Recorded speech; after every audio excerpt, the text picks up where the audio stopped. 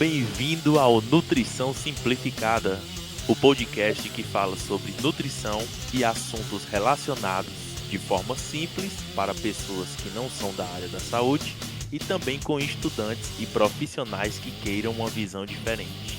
Meu nome é Matheus Silvestre e hoje eu estou com o Carlos e o Maurício. Fala galera, e aí, tudo bem? Quem fala aqui mais uma vez, Carlos Eduardo, do Rio de Janeiro. Aqui é o Maurício, de Resende, interior do Rio de Janeiro. E vamos lá para mais um episódio.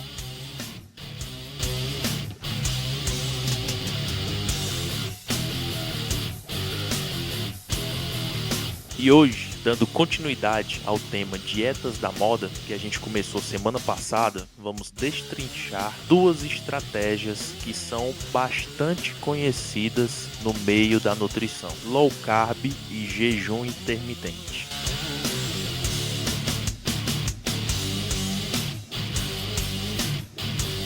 Vamos falar sobre as características de cada uma, suas aplicabilidades e desmistificar alguns conceitos, benefícios e algumas extrapolações que acabam utilizando quando falam sobre essas duas estratégias.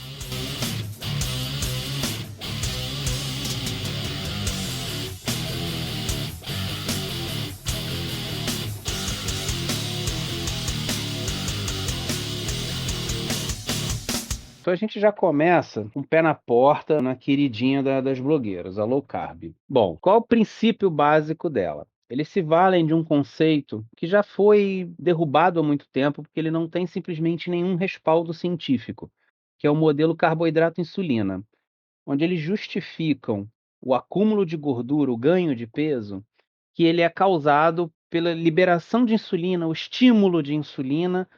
Então, se você consome carboidrato, automaticamente você libera insulina. Se liberou insulina, você ganha gordura. Não é bem assim. A gente tem que entender um pouquinho como a insulina funciona, qual é o papel dela. A insulina, ela é basicamente, a função principal dela é ser um captador de glicose do sangue. A glicose não pode ficar circulando à toa no sangue. O papel dela é, tem glicose no sangue, o pâncreas libera insulina e a insulina retira essa glicose do sangue. Agora, se você vai ganhar gordura porque essa glicose saiu do sangue, foi estocada, aí vai depender muito mais do teu estilo de vida, do quanto você consome, do que propriamente a insulina e o carboidrato. Então, com esse modelo errado que se usa como base para low carb, eles batem muito na tecla de que para emagrecer tem que se reduzir os carboidratos para reduzir a liberação de insulina. Então, com menos liberação de insulina, você vai consumir mais gorduras como fonte de energia. Só que a gente tem dois detalhes para pontuar. Primeiro, reduzir carboidratos para reduzir insulina já é errado do conceito. Porque se você parar para pensar, parar para estudar, na verdade, né? Você vai ver que não é só o carboidrato que estimula a secreção de insulina. A gente pode considerar que o carboidrato é o principal sinalizador da excreção de insulina. Mas outros alimentos, outros macronutrientes têm o mesmo poder.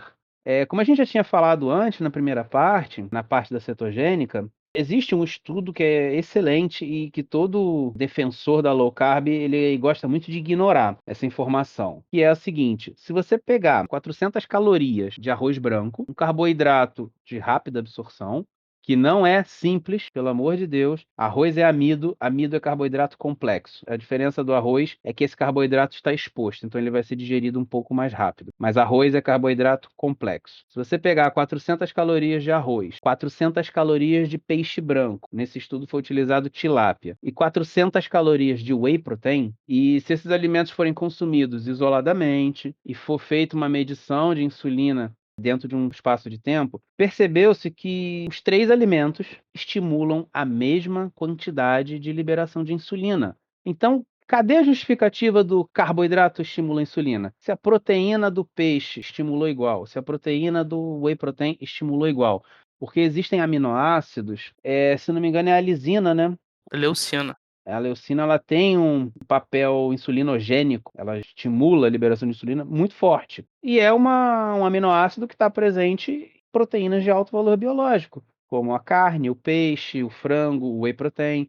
E gorduras também Elas têm uma capacidade de estímulo de insulina muito boa, principalmente gorduras saturadas, gorduras de origem animal.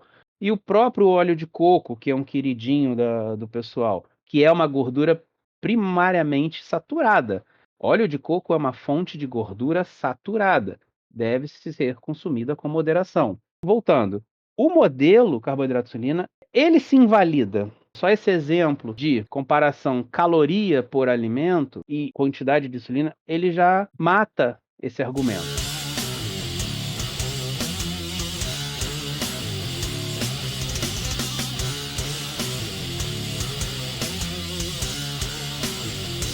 O outro argumento é que, com a redução do carboidrato, o seu corpo usa mais gorduras como fonte de energia. É claro, você vai reduzir o carboidrato. Se você está consumindo 2.000 calorias no seu dia, dessas 2.000, cerca de 1.000 calorias, 800 calorias, estão vindo de carboidrato. Você reduziu. Você vai passar a comer 1.200 calorias?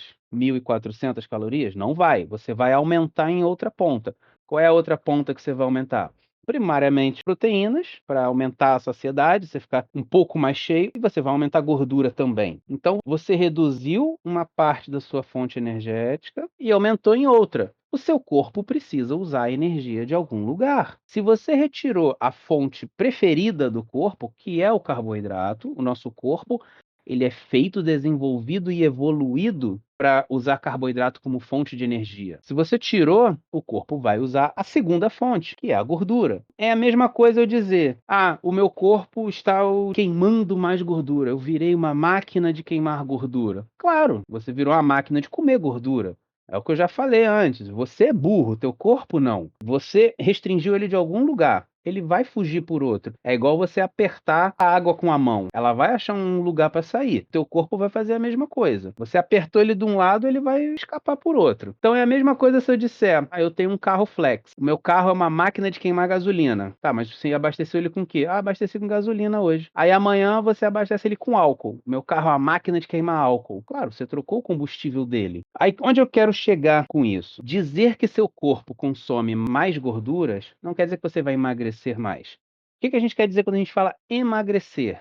É reduzir a reserva energética do corpo, que ela é gordura. Gordura é a nossa reserva energética primária.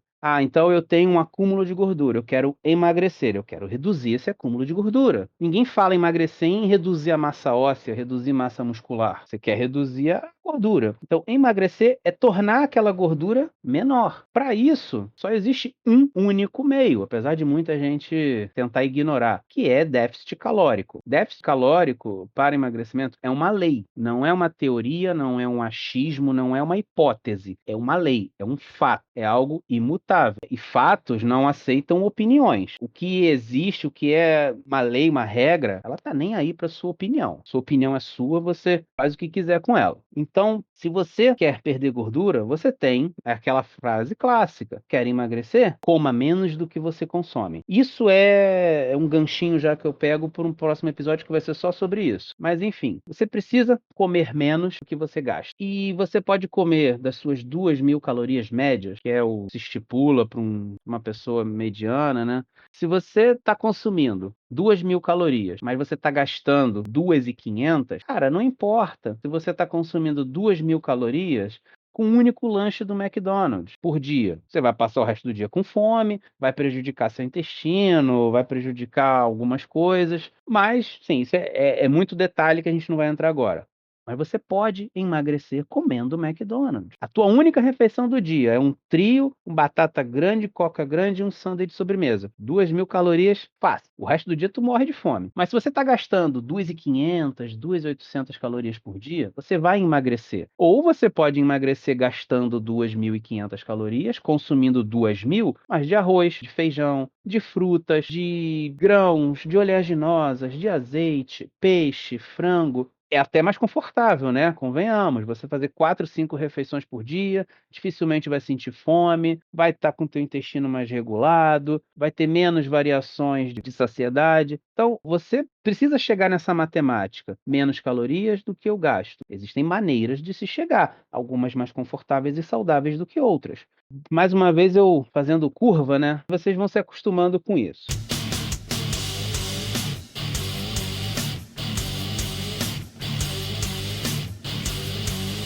eu virei uma máquina de queimar gordura. Sim, você virou uma máquina de comer gordura. Se você está comendo mais do que você está gastando, não importa se vem de proteína, de carboidrato ou de gordura, vai ser estocado. Nosso estoque é gordura. Acabou. Então, é outro argumento que, quando você começa a destrinchar ele, ele se invalida sozinho. E eu não vou nem entrar num ponto de criticar, de citar nomes, citar estratégias. Eu acho que isso aqui qualquer um já está familiarizado, já sabe, já viu uma blogueira, já viu um lugar, já viu alguém fazer uma dieta maluca. Eu não quero nem entrar nesse ponto para não parecer um crítico. Mais para frente eu vou explicar por quê. Então, nisso eu entro num outro ponto que é o seguinte: hoje a gente tem uma confusão muito grande do que é uma low carb. O que seria uma dieta low carb? Quando a gente vê, entre aspas, né, os grandes gurus da low carb, blogueirinhas, o que eles estão propondo ali? Basicamente uma cetogênica, porque eles praticamente tentam não comer carboidrato, mas está errado.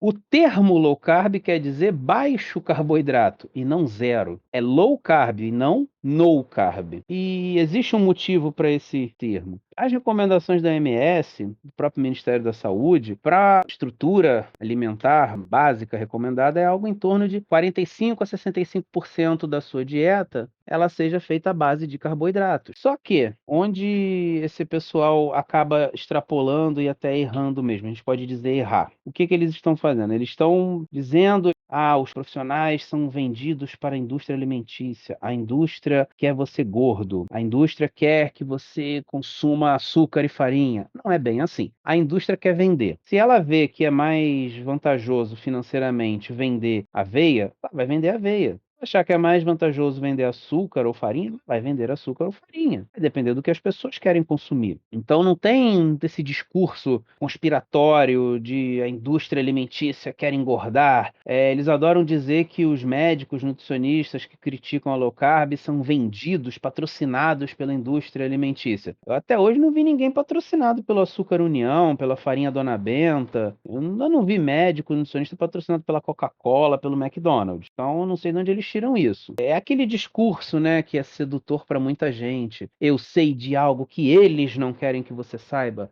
Eu sei da grande estratégia. Todo mundo quer fazer parte de algo especial, e isso atrai muitas pessoas. Então, voltando à questão das quantidades, uma low carb bem estruturada, bem elaborada, vai ter algo em torno de 20 a 40% das calorias oriundas do carboidrato. Aí as pessoas perguntam: mas por que toda dieta de emagrecimento reduz carboidrato? Porque é o macronutriente que a gente mais consome na dieta. Qualquer dieta normal, ela tem no mínimo ali 50% de carboidrato. Então, se você precisa emagrecer, precisa reduzir calorias, automaticamente você vai reduzir o que está vindo em excesso, que normalmente é carboidrato. É mais palatável, é mais saboroso, é mais fácil consumir. Então, a gente tira aquele excesso, faz um ajuste ali na gordura. Normalmente, a gente aumenta um pouco a proteína para melhorar a saciedade e porque estatisticamente todo mundo come menos proteína do que deveria.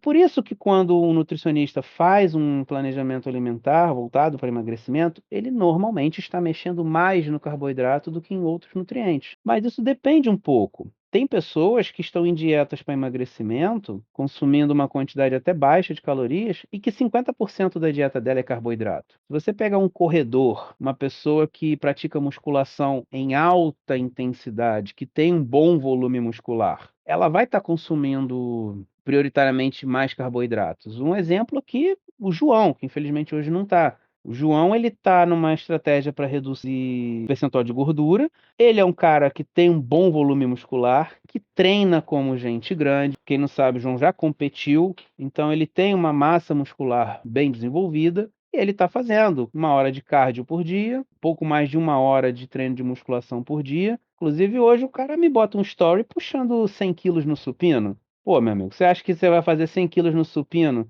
comendo 15% de carboidrato? Não vai. A dieta do cara é 50% carboidrato. Agora, esse carboidrato dele tá vindo do açúcar da Coca-Cola, do milkshake do McDonald's? Não. Ele come prioritariamente raízes, aipim, batata, ele gosta muito de arroz, come banana, come aveia, tem pão. olha só, o cara tá comendo pão, meu Deus, com doce de leite, inclusive. Ele tinha que estar aqui para dar a reação dele. Então, existem casos onde, mesmo numa estratégia de perda de peso, redução de gordura corporal, você faz uma alta ingestão de carboidrato. Então, é o carboidrato que estimula a insulina que faz ganhar peso? Não.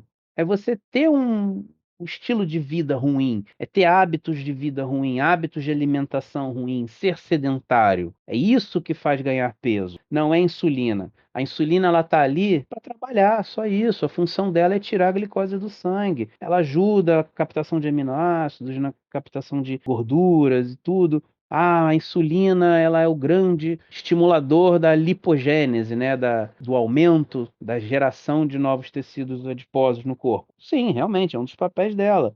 Mas ela só vai fazer esse papel de gerar mais gordura no teu corpo se esse carboidrato estiver sobrando. Se você come uma pizza e fica sentado. Agora, se você é um corredor, você acabou de fazer seu treino ali de 15 quilômetros, você correu ali 1h30, 1h40. Pô, você pode comer um pãozinho, tomar um suco de uva, comer uma pizza, sabe? Comer um hambúrguer, comer uma batata frita. Se tiver ali dentro das tuas necessidades calóricas, não tem problema. Se tiver tudo bem planejado, você não vai engordar porque liberou insulina. Porque você acabou de gastar energia. Você acabou de consumir o glicogênio do seu músculo, você precisa repor. Então, antes do corpo chegar nessa etapa de gerar gordura, ele primeiro vai repor os estoques de glicogênio, que a gente fala quando você consome seu glicogênio durante uma corrida, durante um treino de musculação, a gente costuma dizer que você depletou os estoques de glicogênio, gastou o que você tinha. O destino primordial preferido da glicose depois que ela entra na célula é repor esse glicogênio gasto. O corpo quer fazer isso, porque você consumiu e o corpo quer botar de volta para o próximo exercício. Então, primeiro você vai repor seu glicogênio que você gastou. Mas quanto eu sei que eu gastei, quanto eu sei que eu preciso comer? Aí é que entra um nutricionista bom, um nutricionista de verdade, que ele vai saber, baseado no seu percentual de gordura, na sua massa muscular, na intensidade do seu exercício, na duração do seu exercício, ele vai saber te recomendar quanto de carboidrato você tem que consumir para que você faça essa reposição de estoque de glicogênio sem exceder, porque senão não adianta, você gasta uma corrida de 15 quilômetros, pô, qualquer pessoa aí vai gastar perto de 1.000 calorias mais ou menos, mas não adiantou nada, o teu pós-treino foi passar no McDonald's, você consumiu 1.500, sobrou 500, o corpo não joga pro alto, ele vai guardar, também não é bem por aí.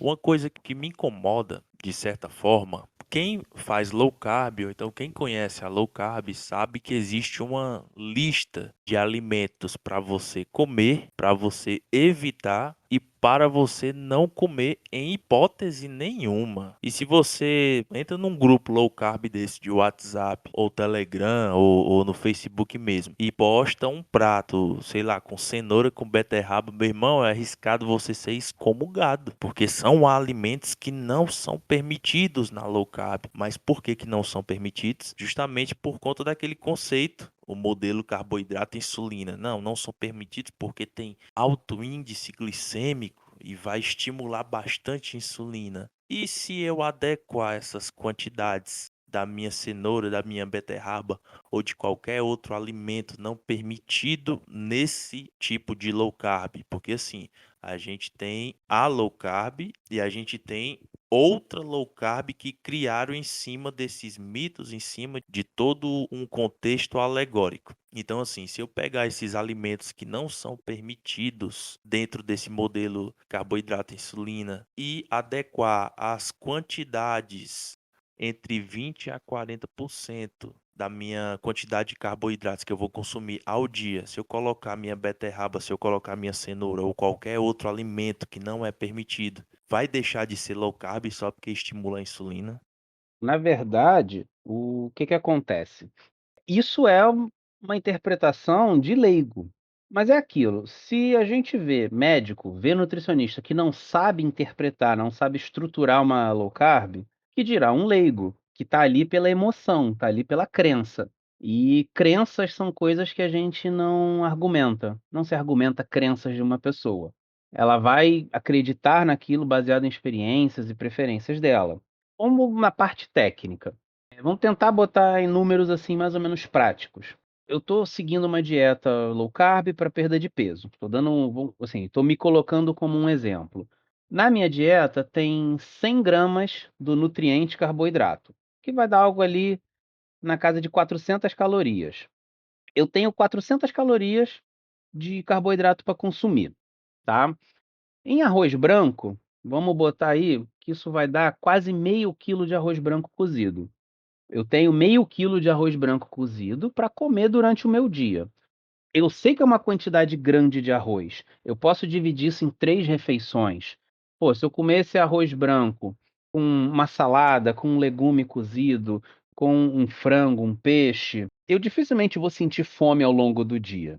Ou eu posso pegar essas mesmas 400 calorias do arroz branco, eu posso transformá-la em 400 calorias de um pão. Eu posso transformar em 400 calorias de uma Coca-Cola. Estou indo para o extremo oposto. Então eu posso chegar numa quantidade lá de X de Coca-Cola, que está em açúcar, que é carboidrato, e eu vou suprir minhas 400 calorias diárias em açúcar da Coca-Cola. É inteligente? Não. Por quê? Porque eu vou sentir fome rápido, mas eu vou continuar low carb. 100 gramas de carboidrato por dia é um carboidrato já considerado bem baixo.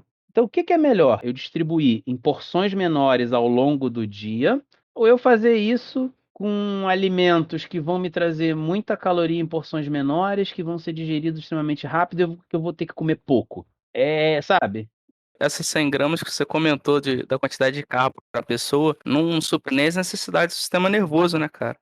Já não é o suficiente para manter o cérebro funcionando, porque o cérebro sozinho vai consumir 120, 150 gramas de glicose, sozinho. Então, o corpo vai ter que dar um jeito, vai sair da gordura, vai fazer alguns processos, até que o João falou na primeira parte da cetogênica, o corpo vai pegar a gordura, a proteína, vai gerar glicose para alimentar o cérebro. Então, assim, eu tô dando um exemplo que tá muito longe da realidade que a gente vê o pessoal low carb na internet. A galera tá falando de 10, 20 gramas de carboidrato na dieta por dia. Alguns entram na casa dos 50. E assim, 100 gramas de carboidrato já é pouco. Não é 100 gramas de arroz de macarrão, é 100 gramas do nutriente carboidrato.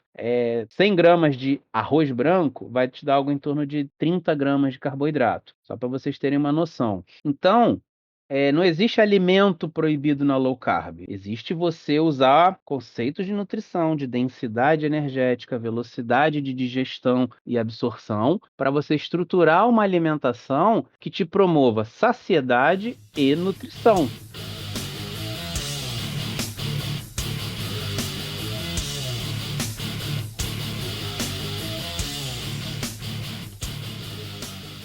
Falando muito a grosso modo, deixando algumas coisinhas de lado, para o corpo tanto faz você consumir 400 calorias em açúcar ou 400 calorias em arroz. Eu estou extrapolando aqui um pouquinho para efeito de comparação. Mas para você, para o seu dia a dia, para a sua saciedade, para o seu conforto, é melhor consumir 400 calorias em arroz, fracionar em mais porções. Então, não é muito inteligente obter esses carboidratos da sua dieta low carb bem estruturada do chocolate, do bombom, do sorvete, da Coca-Cola. É inteligente você colocar ele com batata doce, com aipim, com aveia, com grãos integrais. Ao invés de eu comer 2 fatias de pão, eu vou comer uma, mas aí eu vou comer mais fruta, eu vou comer mais um morango, uma melancia, um abacaxi. Eu vou melhorar a qualidade dos meus carboidratos, mas eu não vou cortar. Ah, então a low carb não serve para nada? Não, pelo contrário. A gente pode dizer sem medo. E ela é a estratégia mais usada dentro de um consultório, de um nutricionista. E muitas vezes o profissional nem chama assim, porque é tão natural, é tão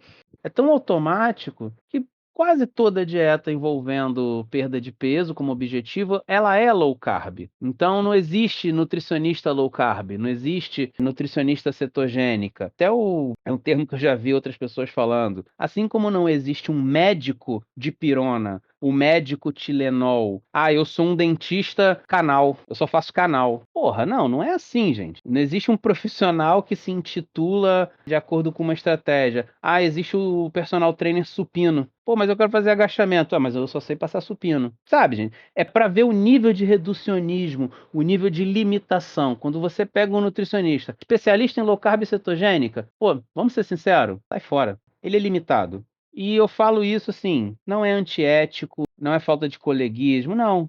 É realidade. Tem verdade que a gente precisa dizer. É a mesma coisa, sabe? Você vai se consultar com um médico, os médicos têm especialidades. Tem, que a medicina ela é tão complexa que ela tem especialidade. Você não vai num gastro para se consultar sobre uma dor no joelho. Agora, existe ortopedista que só trate uma dor específica? Você vai ter um ortopedista talvez especializado em joelho. Só que o joelho é algo tão complexo que ele precisa de um ortopedista que se especializou naquela área. Dentro da nutrição, a gente pode ter isso. A gente tem nutricionista esportivo, a gente tem nutricionista clínico, nutricionista de One, nutricionista de saúde pública. A nutrição também tem suas áreas. Tem nutricionista hepatologista, cara. Esses dias eu Tem, descobri, cara especializado em fígado. tem nutricionista oncologista, tem nutricionista cardiologista. Então, assim, a nutrição também tem suas segmentações, suas especialidades.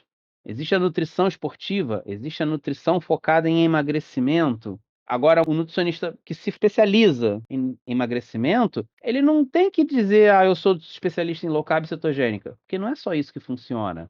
Eu acabei de dar o exemplo do João. Até porque as aplicabilidades da dieta vão depender do momento do paciente, né? Exatamente, é o que eu estou falando do João. O João, que hoje não está aqui, ele é um exemplo. Ele está em uma dieta de perda de peso, onde ele, em 45 dias, ele perdeu 4 quilos de gordura, comendo 50% de carboidrato na sua dieta. É isso que muita gente não consegue entender, né? Essa recomposição corporal pelo tempo, né? 4 quilos em 45 dias. Mas, cara, foi gordura, sabe? Então, fica nítido que até alguns desses gurus que citam que modelos de estudo low carb, low fat, até com grupos controlados, o pessoal low carb, nesse nossa quantidade de tempo, perdeu mais peso. Sim, mas é a partir da depletação de glicogênio, da perda de massa muscular, muitas vezes, né? E por isso também que ganha a mídia cada vez mais, porque esses grupos de WhatsApp, grupo de desafio 21 dias, que rola direto, é justamente isso. É apenas uma estratégia agressiva, rápida, e a gente sabe ali que a pessoa que está obesa, que está com 100 quilos,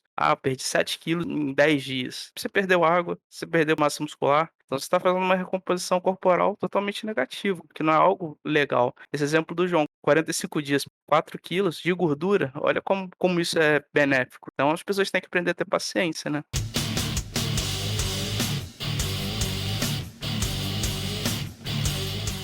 Você vai no consultório, a coisa mais normal é você se deparar com uma pessoa que ganhou 20, 30 quilos ao longo de 2, 3 anos. E isso agora com a pandemia, isso é a coisa mais normal que tem. Ah, eu ganhei 20 quilos na pandemia, eu ganhei 30, eu ganhei 15. Tá, em 2 anos, 2 anos e meio. Por que você quer perder isso em 6 meses? Tá me entendendo? O que veio lento tem que sair um pouco lento, com algum controle. Então, qual é o grande fator de sedução da low carb e da cetogênica para o leigo? É a perda de peso rápida. Nossa, eu perdi 5 quilos em um mês, 10 quilos em um mês. Cara, a gente vê muito isso. Eu perdi 10 quilos em um mês. Cara, eu poderia fazer uma matemática aqui para provar que você não perdeu 10 quilos. Na matemática. Eu não vi a pessoa, não vi foto, não vi nada. Mas é metabolicamente, fisicamente, como diz o Galvão Bueno, a física não permite que você perca 10 quilos de gordura em um mês. Até dá. Um bariátrico ele perde 10 quilos de gordura em um mês.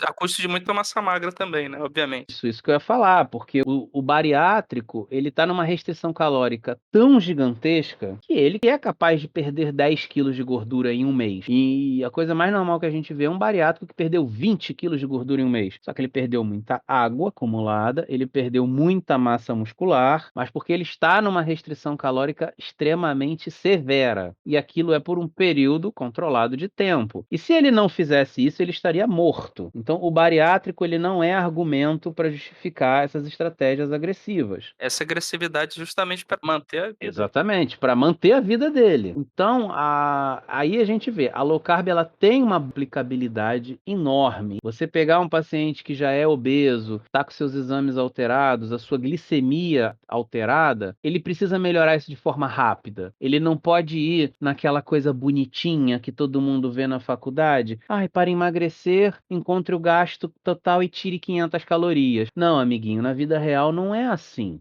O método Venta.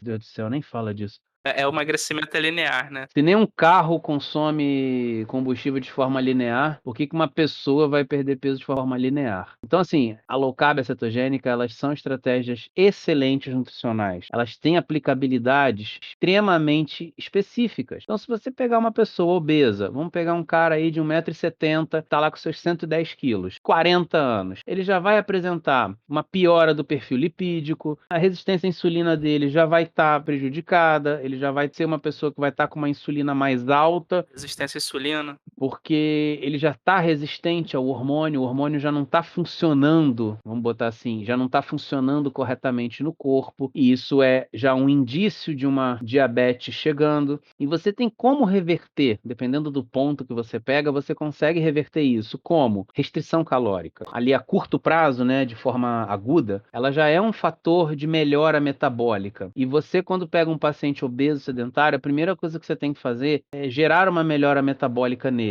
Pra ele ver resultado também, né, cara? Ver Isso, resultado, se motivar e tá vendo que tá com mais disposição, que daqui a um mês ele vai fazer exame de sangue, a glicemia dele tá um pouco melhorada, a hemoglobina glicada melhorou e dá continuidade. Aí entra a aplicabilidade, né?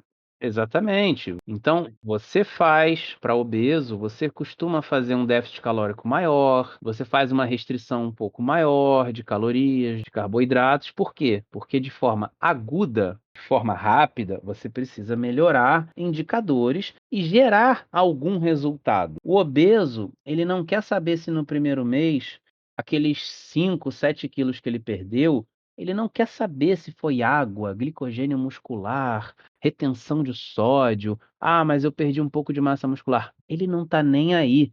Aqueles 5 quilos para o obeso que começou o processo significa entrar em uma calça que não entrava, vestir uma camisa que já não está dando uma dobrinha na barriga dele. Subir um lance de escada sem ficar ofegante. Isso, subir um lance de escada sem quase desmaiar. Às vezes, 5 quilos que uma pessoa perde, ele já parou de roncar durante a noite. Um obeso que perde 10 quilos, ele melhora a vida sexual dele. Então, você tem que promover algumas mudanças ali naquele início para gerar uma melhor adesão, para gerar já algumas mudanças na vida da pessoa. E esse começo, ele é com low carb. Não é porque você perdeu 10 quilos no primeiro mês que você vai perder 10 quilos no segundo, no terceiro e no quarto. Não vai, porque é impossível. Mas a gente usa essa estratégia para gerar um resultado mais empolgante no começo, mas isso tem que ser trabalhado. Olha, no começo, nos primeiros 2 meses, a gente vai fazer essa estratégia um pouquinho mais restritiva, mais apertada. No terceiro mês, essa queda de peso vai diminuir, porque ela não é uma linha reta, ela é um gráfico que sobe e desce o tempo todo. E você tem que jogar isso para o paciente, você tem que dividir isso com ele. Transparência é tudo.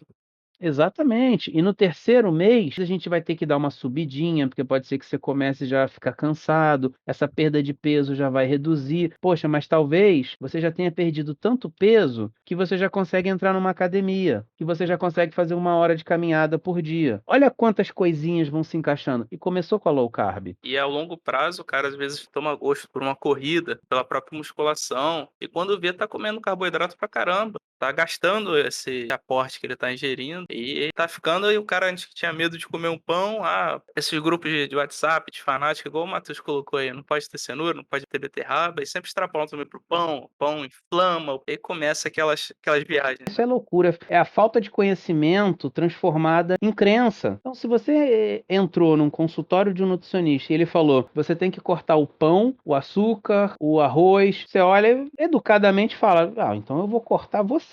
Porque um nutricionista que se preze, que se dedicou a estudar, que se dedica ao mínimo de trabalho durante um processo com um paciente, ele vai abrir para você: olha, nesse momento a gente vai precisar tirar esses alimentos ou reduzir bastante a quantidade. Mas conforme você for progredindo, nós vamos reintroduzindo esses alimentos gradativamente, conforme você for melhorando, conforme você for evoluindo, conforme seus exercícios progredirem. Tendo mais adesão ao plano, tendo uma resposta Isso. legal. Isso é um que o nutricionista bom faz. Então, assim, muito nutricionista vai pegar você no consultório e vai tirar teu pão, vai tirar teu arroz, por um motivo durante um tempo. Ou nem vai tirar, porque grande maioria dos casos não precisa. Então, sabe, não é o nutricionista pão com doce de leite, não é o nutricionista leite condensado. Conversando com uma pessoa, eu fiz uma pessoa passar a comer fruta todo dia porque eu falei para ela botar uma colher de leite condensado. É a forma de entrar na cabeça, né. Hoje é uma pessoa que só comia banana, quando eu conversando, né, trocando uma ideia, tentando ajudar a pessoa: "Ah, qual é a fruta que você come?". "Ah, eu gosto de banana". "Tá, mas e maçã, morango?". "Ah, não gosto". "Um kiwi, nada?". "Ah, não gosto". Eu falei: "Cara", e a pessoa estava tentando emagrecer. Falei: "Faz o seguinte, pô, pega um morango, congela, pega uma uva, pô, uva sem semente congelada é excelente, pega ali uma fruta que você quiser, o abacaxi, que é uma fruta muito fácil de comer. Poxa, pega algumas frutas ali, começa com morango, que quase não tem caloria, bota uma colher de leite condensado". "Ué, você tá mandando eu comer leite condensado para emagrecer?". Eu falei: "Não, eu tô mandando você comer um pouco de leite condensado para você comer fruta". Olha como é diferente. "Ah, mas 20 gramas de leite condensado". Pô, é uma baita colher de sopa. Tem pouquíssima caloria. Mas vai te ajudar você comer fruta? Vai. Além do aporte de fitoquímicos, que é extremamente essencial, né. Isso, então aí eu faço o questionamento. Se a pessoa vai passar a comer 300 gramas de fruta por dia, para quem não comia, nada. Fruta dessa pessoa se resumia a banana. Não que a banana seja ruim, é uma fruta maravilhosa. Dependendo do teu planejamento, é uma fruta que pode estragar um pouco a dieta. Ela é calórica, ela é saborosa, você come mais de uma. Come rápido. Come rápido. Então, dependendo do momento, banana não é uma boa fruta. E a gente tem outras. Então, poxa, se aquela pessoa que só comia banana, de repente ela está comendo 300 gramas de fruta por dia. Ah, mas para isso ela precisa de uma colher de leite condensado. Qual é o problema? É uma evolução enorme, né, cara. Isso tudo entra num plano dela posteriormente, ó, essa colher de leite condensado, de doce de leite, enfim, que seja, vai entrar no seu plano para você comer as frutas. Agora eu vou querer a longo prazo que você vai diminuindo, e vai tudo aquela questão psicológica, né, de entrar na cabeça da pessoa. Sim.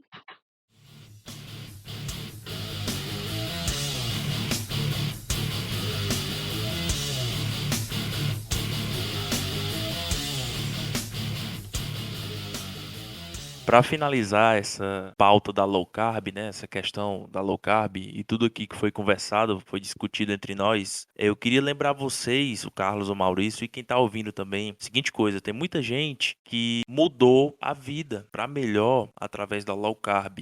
E assim, para essas pessoas, o primeiro contato com a nutrição, a porta que se abriu para a nutrição foi justamente a low carb. E foi através de um guru desse, foi através de uma blogueira dessa. Assim, a fonte, mesmo que questionável, não importa, tá entendendo? O importante é que houve uma mudança corporal, mental, até social da pessoa, principalmente fisiológica. É isso que a gente está falando aqui, é isso que a gente quer deixar acentuado dos benefícios da low carb.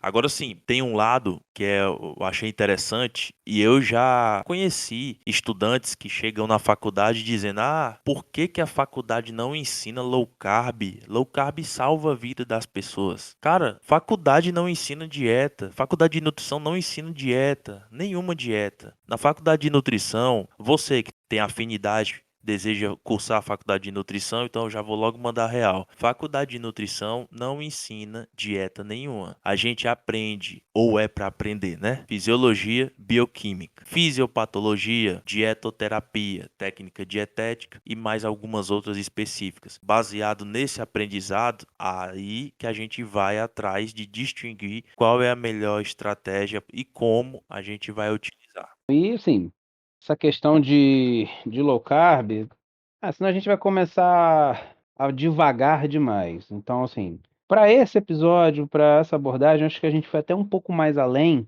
porque é algo que ela merece um pouco mais de atenção realmente. Tem muito mito, tem muito achismo envolvido, e é algo que merecia uma conversa um pouco mais longa. E aí, Matheus, você que tem uma aí que você gosta muito, né, que é o jejum intermitente. Manda aí. Eu até me empolgo, eu fico todo arrepiado aqui, cara, porque assim, falar de jejum intermitente pra mim é assim, eu sou suspeito. Confesso a vocês que eu sou suspeito porque é algo que faz parte da minha vida desde quando eu era mais novo. Desde quando eu descobri que estava vivo, eu já fazia jejum intermitente já. E assim, vou explicar pra vocês o conceito técnico do que é um jejum intermitente, né? O que a gente chama hoje de jejum intermitente, ou TRF, que é do inglês, o Time Restricted Feeding, o inglês cearense, a gente pressupõe que é a forma mais ancestral de uma rotina alimentar humana. Não sei se vocês lembram, episódio 1, quando a gente teve toda aquela parte da antropologia dos humanos primitivos, né, que se alimentavam de acordo com a disponibilidade do alimento, uma vez ao dia ou até mesmo em dias alternados. Então, assim, historicamente a gente tem os nossos ancestrais, os primeiros que praticavam jejum intermitente, ou seja, é uma prática milenar. E assim, nós temos vários tipos de jejum. Temos o 12 por 12, 20 por 4, 16 por 8, 14 por 10, cada um com uma aplicabilidade e feito por pessoas com sua individualidade, com a sua rotina, a depender desses fatores, né? Então, assim, eu vou tentar ser o mais imparcial possível e vou falar ponto a ponto do porquê não faz sentido atribuir um monte de coisa ao jejum, do jeito que algumas páginas de emagrecimento que a gente vê por aí pelo Instagram, pela internet, ou até mesmo páginas do próprio jejum intermitente propagam por aí. Benefícios como autofagia, mais cetose, emagrecimento rápido, desinflamação intestinal, mais disposição. O fato de ser uma prática ancestral e o meu preferido. E sobre a indústria não querer que você faça, pois dá prejuízo para ela, por isso não é incentivado na grande mídia, são coisas que a gente vai desmistificar agora mesmo.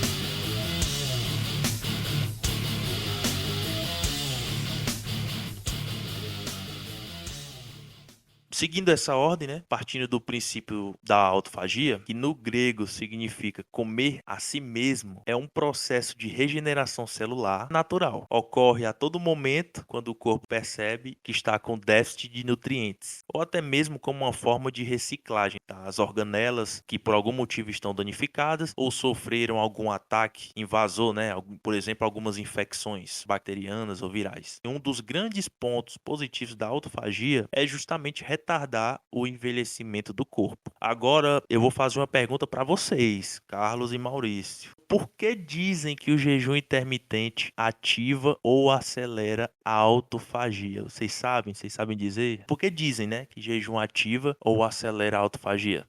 Não, manda aí. Eu acho que é hipóxia cerebral durante o nascimento. Eu vou falar. Pelo simples fato do jejum proporcionar uma janela de restrição calórica, onde você vai perdendo peso por conta desse déficit calórico, coisa que várias outras estratégias que trabalham com o mesmo déficit calórico também proporcionam, sendo que a diferença do jejum para elas, né, para as outras estratégias, é possuir uma janela de tempo que o corpo não se vê alimentado. Mas se você colocar o jejum lado a lado com outras estratégias, e já tem estudos que fizeram isso, né? Você não vai ver vantagem do jejum clinicamente falando, né? Aí vocês podem me questionar, ah, Matheus, mas o prêmio Nobel de Medicina de 2016 lá, o Yoshinori Ohsumi, ele estava provando que o jejum funciona sim, estava provando que ativa a autofagia. Eu vi na página de jejum intermitente. Eu vi uma blogueira famosa dizendo que tem estudo que comprova que o jejum provoca autofagia. Galera, é o seguinte, eu sinto informar vocês, mas quem propaga esse tipo de informação tá equivocado. Porque não entendeu a proposta do estudo ou é intencional para chamar atenção. Sério mesmo. Porque assim, ó, o estudo em questão foi feito com leveduras e apresentou novidades quanto aos mecanismos da autofagia. Esses estudos da autofagia são desde lá da década de 60. Então assim, ó, para atestar que funciona realmente em humanos, existem várias etapas que até então estão inconclusivas. Ah, mas funcionou comigo, eu fiz e deu certo. Sinto lhe informar, você não é uma levedura e sugiro que você pesquise sobre efeito placebo. Agora eu vou pular para o próximo.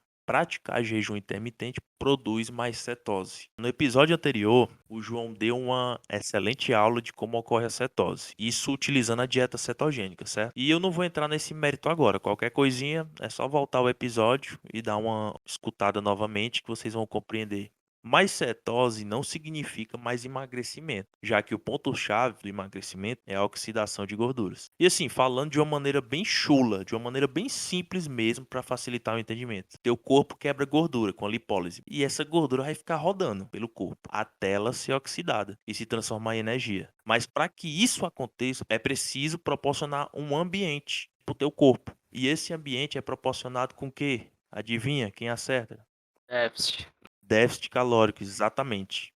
Ah, mas com o jejum eu proporcionaria esse ambiente de déficit calórico, não é verdade? Vou dar um exemplo aqui, ó. E se depois de um jejum de 16, 18 ou até 24 horas, você quebra o jejum com uma pizza, com um sorvete, um chocolate, ou até com a tal da comida de verdade, em grande quantidade, e acaba que ingere mais do que precisa. Essa gordura que estava rodando no corpo para ser oxidada, ela acaba voltando para onde ela estava, gerando lipogênese novamente. E mais uma vez, a termodinâmica atuando como fator determinante. Ah, Matheus, mas venhamos e convenhamos que existe uma alimentação específica para quem faz jejum e na maioria das vezes é low carb. É um casamento perfeito, beleza. Mas será que não dá para emagrecer fazendo a low carb sem precisar fazer jejum? E olha que dá, viu? A termodinâmica tá mandando um abraço novamente. Outro equívoco: emagrecimento rápido. Qualquer mudança significativa que você faça na sua rotina e principalmente na sua alimentação fará você emagrecer nos primeiros momentos de uma maneira mais rápida do que alguém que já está há anos fazendo aquilo. Até porque de começo é uma mudança pontual e aguda. Faz o seu corpo perder líquido e glicogênio, fazendo o seu peso cair na balança. Aí dá aquela impressão de que está emagrecendo rápido. Mas como já foi explicado anteriormente. E passado-se o tempo, o corpo acaba que se adaptando e vai tendo assim uma lentidão nessa perda de peso, que no começo foi bem rápido. E isso, se for o jejum ou qualquer outra estratégia.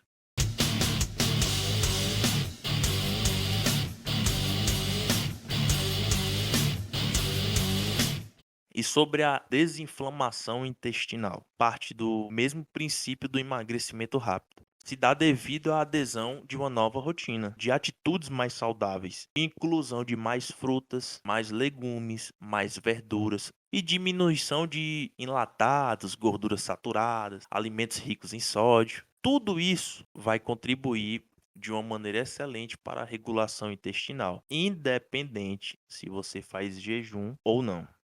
Agora a gente vai partir para uma parte bem legal. Quando dizem que é uma prática ancestral, cara, isso é incrível. Em toda página de jejum tem faça jejum porque é uma prática ancestral. Ou então, algum guru que fala sobre jejum dizer que faz muito bem e é uma prática ancestral. Pois é. Pessoal, me perdoem. Isso aqui é uma tremenda de uma falácia grande, a famosa falácia naturalista, ou falácia do natural ou da natureza. Enfim, não é errado dizer que o jejum em si é uma prática feita há milhares de anos atrás e foi passada de geração em geração. Sempre existiram relatos de religiosos antigos e atuais que praticavam jejum, muitas vezes por vários dias, né? Mas assim, a gente não vai entrar no mérito espiritual da coisa. No Nutrição Simplificada, a gente fala sobre a fisiologia do negócio. Essa parte mais espiritual, mais teológica, a gente deve respeito e não vamos entrar nisso aqui. É como o Carlos diz, entra na questão da crença e crença a gente não se discute, né? Então é isso. Agora sim, pessoal, não sejam ingênuos de acreditar em coisas do tipo são boas porque nossos ancestrais faziam. Poxa, cara, os nossos ancestrais cagavam no mato, comiam carne crua, coçavam a bunda e cheiravam, mal tomava banho, não escovava os dentes. Esse tipo de coisa não é levado em conta. Por último, meu preferido, a indústria não quer ter prejuízo, por isso não divulga o jejum na grande mídia. Essa daqui é a mais legal que eu acho, porque todo guru que se intitula ou é intitulado como um cruzado da saúde, que vai contra o sistema, o que a mídia não gosta, por falar a verdade, vulgo charlatão, e deixando claro, todos falam isso, né? Eles sempre associam as suas práticas salvadoras e revolucionárias com a indústria alimentícia e a indústria farmacêutica. Foi até falado isso anteriormente com a low carb. Eles dizem que a indústria alimentícia quer lhe engordar para lhe deixar doente e você acabar se rendendo à irmã dela, que é a indústria farmacêutica. Eles não querem que você saiba disso. Agora sim, por mais que metade da população mundial começasse a fazer jejum de 7 dias ou mais. Por que metade? Porque a outra metade, o que sobrou, seria de crianças, idosos e hipoglicêmicos. Então assim, ó, partindo dessa premissa de dar prejuízo à indústria, vamos imaginar que metade do planeta Terra começou a fazer jejum de 7 dias. Vai dar um prejuízo gigante para a indústria, né? Venhamos e convenhamos que vai dar. Mas assim, uma hora ou outra você vai ter que comer, não é verdade? Não tem como viver só de água, café e chá sem açúcar pelo resto da vida. E até quem tá em jejum, a não ser que você tenha uma fazenda que produz café e chá, você acaba contribuindo com a indústria, comprando esses ingredientes aí, ou num grande mercado, ou numa bodega, ou numa feirinha de orgânico. É só parar para pensar como esse argumento cai por terra. E sobre a mídia não divulgar o jejum? Assim como mencionado anteriormente, o jejum é uma prática milenar que vai passando de geração em geração. E eu, Matheus, em particular, não sei você, Carlos e Maurício, eu não vejo como algo que a mídia precisaria ser pontual em compartilhar. Vou dar um exemplo aqui, ó. Eu também não vejo a mídia compartilhar para respeitar os mais velhos. Eu não vejo propaganda ensinando a cumprimentar as pessoas com bom dia, boa tarde ou boa noite. Não vejo a mídia compartilhar para a gente, ao atravessar a rua, olhar para os dois lados. Ou então propagandas falando para a gente pedir as bênçãos aos pais quando forem sair, e etc, né? Eu não vejo isso. Sendo assim, não faz o mínimo sentido atrelar essas coisas uma nas outras. Tá mais pra história da carochinha ou dos irmãos Grimm. E afinal, Matheus, para quem funciona o jejum então? Vamos lá. O jejum, ele vai funcionar para pessoas que, assim como eu, não costumam ou não gostam de se alimentar no café da manhã, por exemplo. Assim já facilita eliminando uma ou duas refeições entre o horário que acorda até o almoço. Se eu jantar às 19 horas de segunda e só volto a comer ao meio-dia de terça-feira, já são o quê? Umas 16 horas de jejum. Pra mim é de boa, eu aguento até mais, aguento 18, aguento 24, aguento ir pra uma academia, correr, jogar bola. Em jejum eu não passo mal. Agora você que tá ouvindo, você consegue? Tem gente que não consegue, tem gente que só consegue fazer alguma atividade física se for bem alimentado. Tem gente que só se sente bem se tiver o café da manhã. E assim, para quem não consegue, será mesmo que é necessário fazer jejum para emagrecer, sabendo que é comprovado que dá para emagrecer sem precisar fazer jejum? A termodinâmica dando um oi novamente.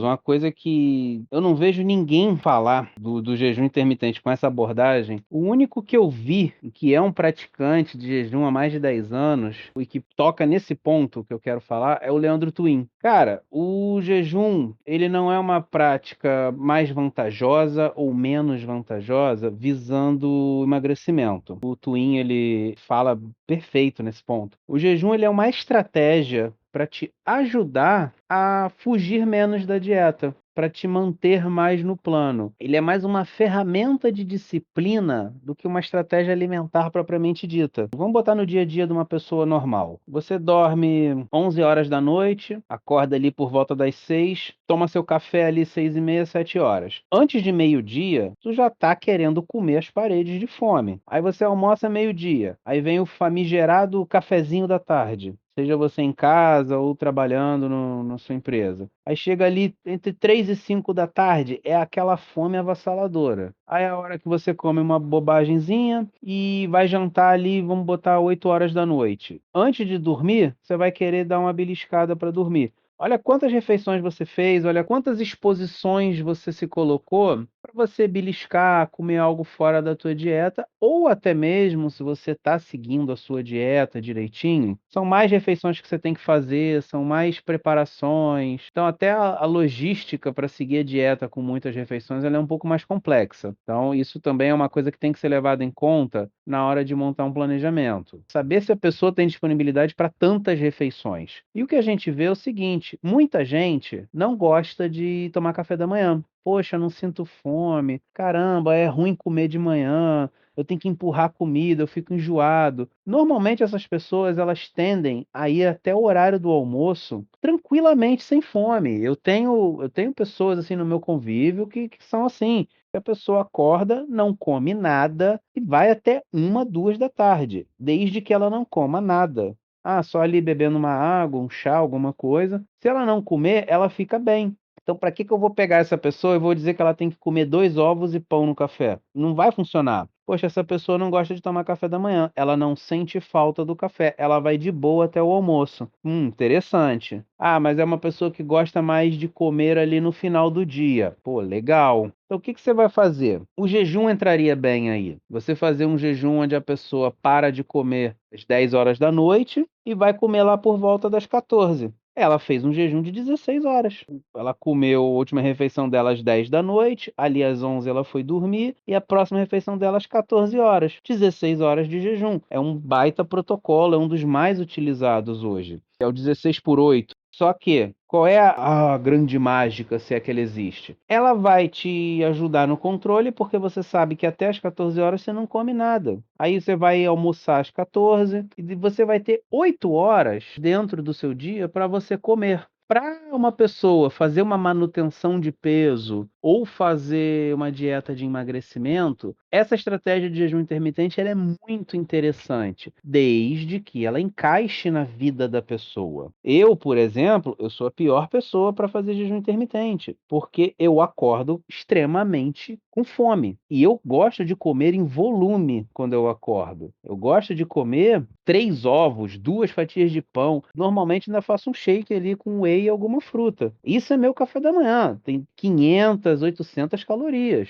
É uma característica minha. Mas tem pessoas que não tomam nem um gole de café. Tem gente que vai beber água depois de 3 horas que acordou, que ela se sente enjoada ao ingerir qualquer coisa quando acorda. Então, assim, o jejum não é que ele é diferencial, ele é uma excelente estratégia para pessoas que se adaptam a ela. Que enquanto você está em jejum, depois que você acorda, é mais fácil se manter sem se alimentar, porque você ainda tem um cenário hormonal ali que está te ajudando a manter teu estômago vazio. Ah, você está com alguns hormônios baixos, outros altos. Está sim gerando uma quebra, um consumo de gordura maior. É natural, é fisiológico, ainda não é o diferencial. O que vai tornar isso diferencial é você fazer uma ingestão menor do que o seu gasto. Se a gente está falando em emagrecimento, a gente sempre vai chegar em déficit calórico, não importa o caminho. Todos chegam em déficit calórico. O jejum não é milagre, né, cara? Você precisa contar os macros de qualquer forma.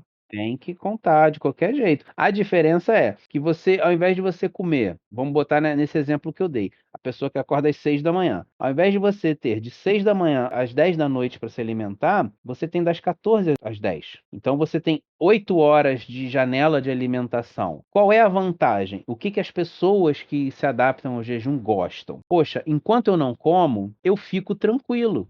E depois que eu começo a comer, vem aquele estímulo da fome, vem aquela coisa. O que que as pessoas relatam? Poxa, eu como porções maiores, eu como pratos maiores, e é mais difícil a pessoa exceder as calorias dela quando ela tem uma janela menor de alimentação. E fazer jejum não significa, eu tenho 2.000 calorias para comer entre 14 da tarde e 10 da noite. Então, peraí, eu vou comer aqui um franguinho com salada e depois vou no McDonald's. Aí também não, né, meu amigo? Não pode usar o jejum como recompensa pelo Isso. tempo que você ficou. Aí você já tá usando a estratégia de forma errada.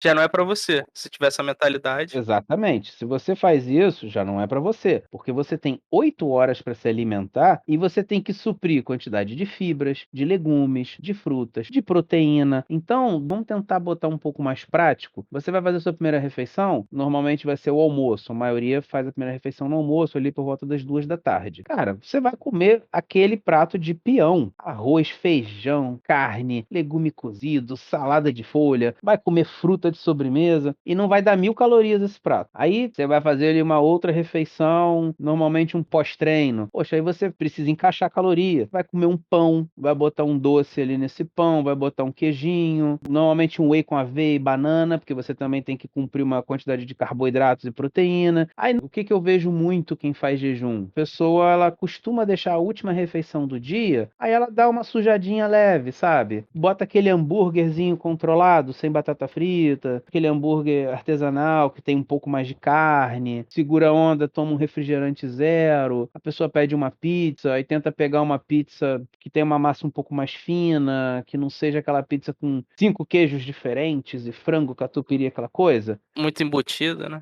Isso, pega uma pizza ali, Marguerita. uma marguerita, no máximo ali um franguinho, uma calabresa, um pepperoni, vai. Então, a pessoa tem mais essa liberdade, um docinho na sobremesa, sabe? Pega ali um pouquinho de doce de leite, um bombom, uma trufa. A pessoa que segue filosofia do jejum, ela costuma elogiar muito essa questão da logística, da praticidade, das refeições mais volumosas. Até porque se fazem no máximo 4 refeições, né? Quando se come de forma decente, né? É, Igual você falou. nessa janela de 8 horas, a maioria acaba fazendo 3. Isso, que o organismo aguenta, né? Porque, como você falou, você bate um pratão no almoço, depois tu faz o pós-treino, aí a última refeição basicamente é a janta. Antes de dormir ali às 10 horas para bater depois às 14 do outro dia, é algo simples também, é um pedaço de chocolate, é um whey, é para bater mais a proteína do dia, a depender da individualidade, né? Isso. Agora, se você pegar, por exemplo, uma pessoa que quer ganhar massa muscular, ela vai ter que fazer o oposto. Ela vai ter que fazer um superávit calórico. Ela vai ter que comer mais calorias do que ela gasta para ela poder sinalizar para o seu corpo, junto com o seu treinamento, que ela tem energia suficiente e que o corpo pode gerar massa muscular. Então, você pensa, se, poxa, para emagrecer, o jejum costuma ser bem interessante para ajudar a pessoa a fugir menos da dieta, porque ela vai ter ali as suas 2.000 e poucas calorias para comer numa janela de tempo menor. Agora, você imagina uma pessoa que está querendo ganhar massa muscular, que ela precisa comer mais. Poxa, será que vai ser interessante uma pessoa de repente comer 3.500, 4.000 calorias em 8 horas? De comida limpa é muito difícil. De comida limpa, eu te digo que é impossível. É impossível você comer 4.000 calorias limpas em 8 horas. Não dá. Tem que fazer igual balestrinho, bater tilápia com arroz no liquidificador, um shake. Você vai tomar um shake de peixe, batata, arroz, frango. Só tem uma coisa pra corrigir aí. Negócio aí de comida limpa e comida suja não existe. O negócio é comida de verdade. Você não pode esquecer. É porque a gente acaba vendo muita coisa ligada a bodybuilding, tudo, né? É mais para simplificar, né? A gente fala comida limpa, arroz, carne, legumes, verduras, frutas. Normalmente quando a gente tá falando comida suja, é o fast food. Essa minha colocação foi mais como alívio cômico. Não, não, mas foi boa mesmo, porque às vezes a gente solta alguma coisa que a gente está acostumado a ver, a falar, e para algumas pessoas pode, ué, como assim comida limpa, comida suja? Assim, tá cheio de bactéria, não? Se caiu no chão. Esses conceitos são interessantes para falar para o público, porque assim, dentro da nutrição esportiva, a gente tem muito disso, né? Limpo e sujo, bulking, cutting, mas assim, em relação à comida de verdade, hoje se escuta muito dessas páginas low carb, jejum intermitente, cetogênica, coma comida de verdade, mas poxa, o que é comida de verdade? Uma vez eu perguntei para uma moça o que era comida de verdade, ela disse: "Não, comida de verdade é aquela comida que vem direto da natureza, é aquela comida que não é industrializada". Aí eu sou redundante e digo: a não ser que você tenha uma fazenda e produza sua própria comida, tudo que você coloca na sua mesa vai ser industrializado. É, cara, se você for pensar nisso, beleza, a mulher tem uma fazenda, tem lá uma plantação de batata. Se ela for temperar essa batata com sal, com pimenta, ela já tá modificando o alimento, de qualquer forma. Minimamente, mas tá. E entra também na falácia naturalista, né, cara? Comida de verdade é comida que é natural, que vem da natureza. Mas, cara, veneno de cobra é super natural, velho. Arsênico a gente encontra na natureza. Mas e aí? Por que que não entra também nas mesmas características?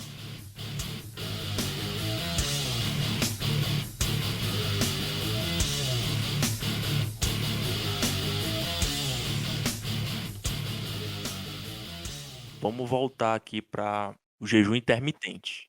Queria saber do Maurício se ele tem alguma consideração para falar sobre o jejum intermitente. O Carlos já deu a dele. Queria saber de tu, Maurício. Tem alguma consideração para falar sobre o jejum intermitente? E toma cuidado, viu? Que eu sou defensor do jejum, cara. Cuidado com as palavras aí. Você colocou muito bem os fatos, todos os argumentos. O Carlos também arrebentou, como sempre. Cara, eu acho uma prática bem bacana, como o Carlos falou, quando bem encaixada para o paciente, na questão da adesão, na questão da janela alimentar. Um fato também que a gente pode levantar. Pessoas ansiosas, por exemplo, não é legal o encaixe do jejum. Obviamente que isso numa consulta, a pessoa vai te falar se toma algum medicamento, se ela já é ansiosa por natureza, mesmo que não faça uso. Mas é uma estratégia extremamente válida, cara. Bem legal, que tenha as suas aplicabilidades. E é aquilo que a gente estava falando sobre a low carb. Tem aplicabilidade.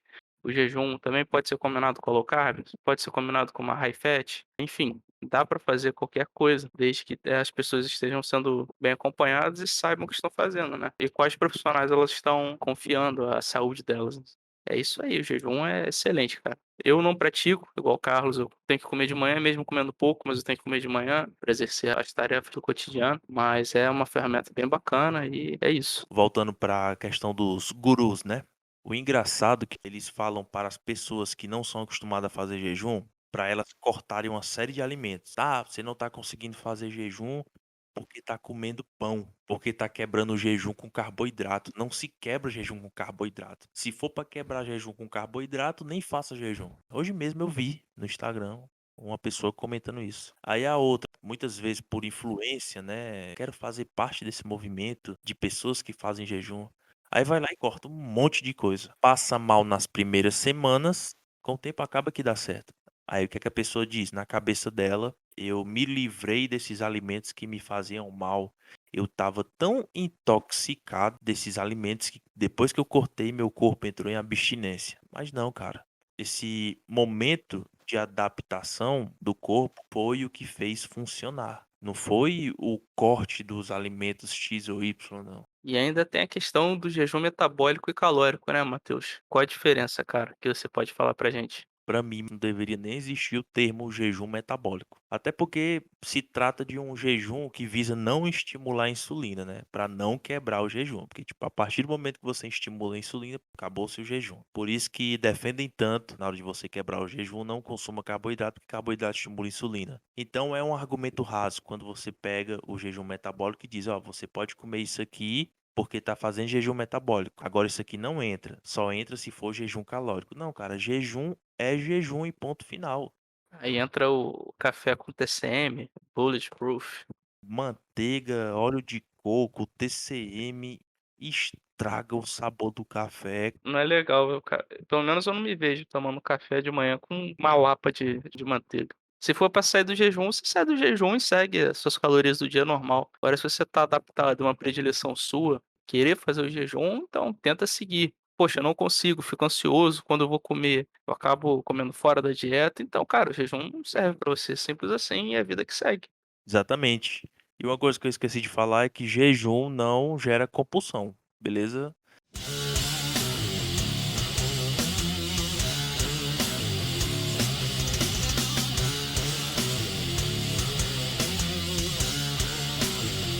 Para finalizar esse episódio, queria deixar claro para vocês o seguinte: o sucesso nas divulgações dessas estratégias se dá devido à promessa de emagrecimento fácil, cura de doenças, que até o presente momento só conseguimos a remissão de sintomas. E muitas falácias, na maioria das vezes naturalistas, que carregam um discurso conspiracionista de que a indústria alimentícia quer nos adoecer para lucrar junto com a outra indústria, a farmacêutica. E a crença de que devemos escolher somente alimentos providos pela natureza, pois os demais foram modificados de uma forma que traz prejuízos à saúde de quem consome.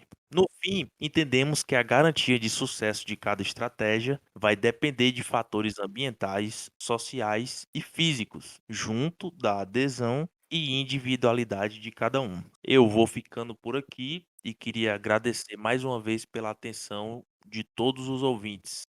Isso aí, galera, foi um grande prazer fazer parte de mais esse episódio. Foi muito engrandecedor. E é isso aí. Vamos para cima. Falou, pessoal. Obrigado por quem ouviu aqui até o fim.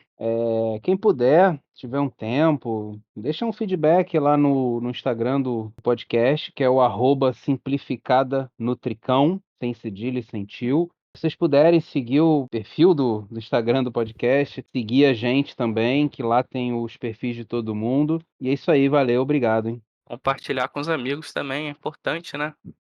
Então vamos ficando por aqui. E pessoal, a gente não esqueceu de responder as perguntas que vocês mandaram na nossa caixinha de perguntas. A gente vai deixar todas elas para o próximo episódio, até porque o João ajuda bastante nas respostas e como ele não está aqui hoje, a gente vai deixar para quando tiver com o time completo. Obrigadão e até o próximo podcast do Nutrição Simplificada.